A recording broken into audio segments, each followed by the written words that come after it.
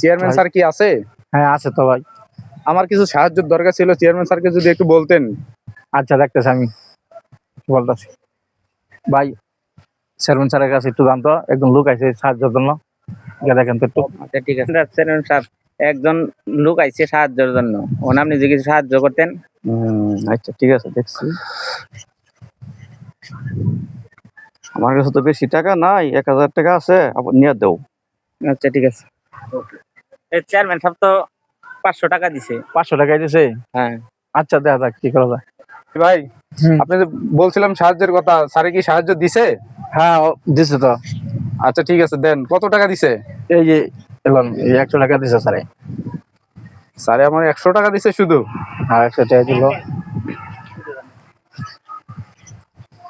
বর্তমানে 100 টাকা শুধু চেয়ারম্যান স্যার আমাকে দিছে, আমি সাহায্যের জন্য আসছিলাম।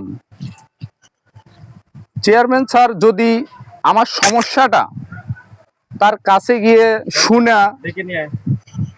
ডেকে নিয়ে শুনে যদি যতটুকু টাকা দিত আমার সমস্যা শুনে, তারপরে সেটা আমার কাজে লাগতো, আমি সান্ত্বনা পাইতাম।